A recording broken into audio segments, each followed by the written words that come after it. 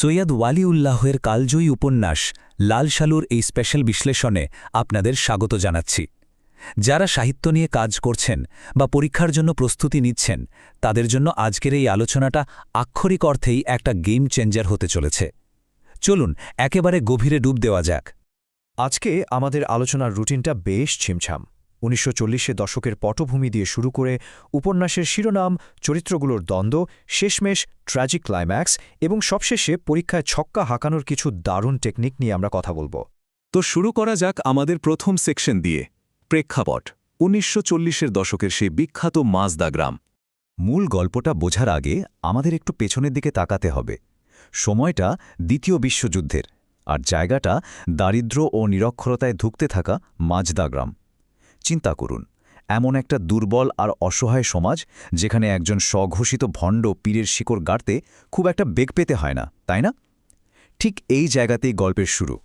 এবার চলুন ২ নম্বর সেকশনে যাই। উপন্যাসের এই লাল সালু নামটার পেছনের আসল রহস্যটা কি? খেয়াল করে দেখবেন, এই নামটার মধ্যেই কিন্তু পুরো গল্পের মূল থিমটা লুকিয়ে আছে। দৃশ্যত এটা হয়তো একটা সাধারণ লাল কাপড় বা তাবিজ, কিন্তু আদতে এই নিরীহ দেখতে জিনিসটাই হল অন্ধবিশ্বাসের সেই অদৃশ্য শৃঙ্খল যা পুরো গ্রামটাকে আষ্টেপৃষ্ঠে বেঁধে রেখেছে।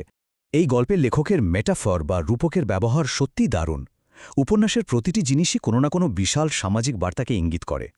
ধরুন মজিদের সেই গিরা খোলা, এটা মূলত মানুষের গোপন দুর্বলতা নিয়ে ব্ল্যাকমেইল করা। কিংবা রহিমার বন্দিদশা দিয়ে আসলে পুরো সমাজের নারীদের অধিকার আর শিক্ষার অভাবকেই চোখে আঙুল দিয়ে দেখানো হয়েছে। আর মেজেনের ল্যাম্প, ওটাই হলো সেই কাঙ্ক্ষিত বিজ্ঞান আর যুক্তির আলো। চলে আসছি ৩ নম্বর সেকশনে। এই উপন্যাসের সবচেয়ে আকর্ষণীয় দিক, দুটি সম্পূর্ণ বিপরীত আদর্শের মানুষের মুখোমুখি সংঘাত। একদিকে আছে ক্ষমতালোভী ধুরন্ধর মজিদ, যার মূল হাতিয়ার হল কুসংস্কার আর মানুষের ভয়। আর ঠিক তার উল্টো দিকে দাঁড়িয়ে আছে কলকাতা ফেরত বিজ্ঞানমনস্ক ডাক্তার মেঝেন।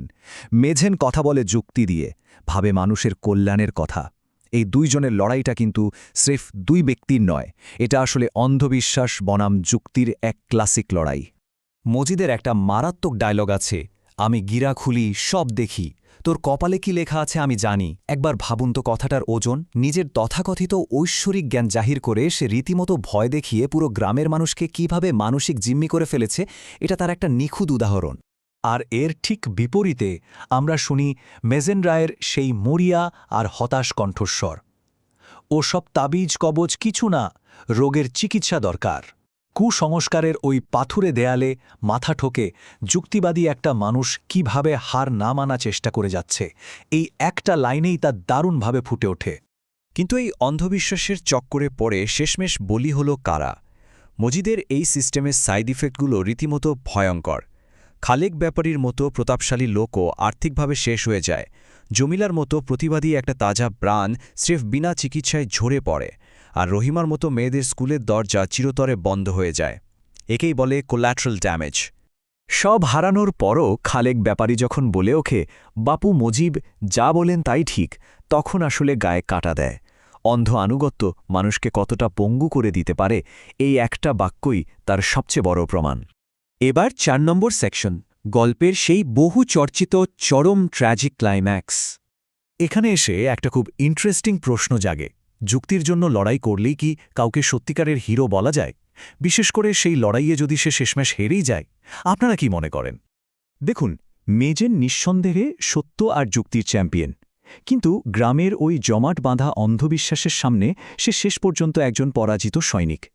এই গল্পটা আমাদের একটা কঠিন সত্যি মনে করিয়ে দেয়, যদি সমাজের বড় একটা অংশ জাগ্রত না হয়, তাহলে একা একজন মানুষের যুক্তি আর প্রচেষ্টা সেই অজ্ঞতার বিশাল পাথরের নিচে সহজেই চাপা পড়ে যায়।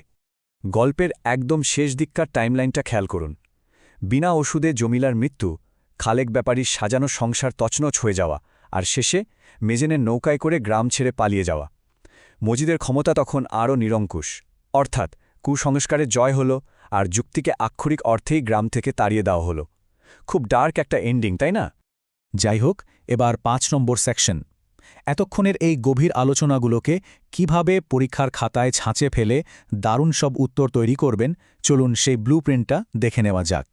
শুরুতেই কিছু কুইক ফ্যাক্টস যেগুলো এমসিকিউতে একদম ছাকা নম্বর এনে দেবে। যেমন নামের বানানটা কিন্তু একটা না একটা শব্দ, লাল সালু। গ্রামের নাম মাজদা, আর খালেক সাহেবের পেশা ছিল ব্যাপারী বা পাইকারি বিক্রেতা। এই ছোটখাটো ব্যাপারগুলো একদম ঠোঁটস্থ করে ফেলবেন। আর বড় প্রশ্নের জন্য ধরুন মজিদ চরিত্রের বিশ্লেষণ এলো, ঠিক এই 5টা স্টেপের প্যারাগ্রাফ স্ট্রাকচার ফলো করবেন। প্রথমে ভূমিকা, তারপর তার বাহ্যিক রূপ, এরপর কিভাবে সে প্রতারণা করত, শোষণের কৌশলগুলো কি ছিল, এবং সবশেষে বর্তমান সমাজের সাথে মিলিয়ে একটা দারুণ উপসংহার। এই ফরম্যাটে লিখলে পরীক্ষক নম্বর না দিয়ে যাবেন কোথায়? আরেকটা প্রো টিপ দিই, বর্ণনামূলক উত্তরে এই 5টা পয়েন্ট অবশ্যই রাখবেন। খালেকের তাবিজ পড়া, মেজেনের কলকাতা থেকে ফেরা, জমিলার ট্র্যাজিক মৃত্যু, মেজেনের গ্রাম ছাড়া এবং অন্ধবিশ্বাসের কাছে যুক্তির হার। এই চেকলিস্টটা মিলিয়ে উত্তর লিখলে আপনার লেখাটা টেক্সটের সাথে একেবারে পারফেক্টলি সিঙ্ক করবে। এবার দেখুন সবচেয়ে ইন্টারেস্টিং পার্ট, 1940-এর দশকের মাজদা গ্রামের সাথে আজকের আধুনিক বাস্তবতার তুলনা। তখনকার দিনের সেই ভণ্ড মজিদ, শিক্ষায় বাধা, হাতুড়ে চিকিৎসা।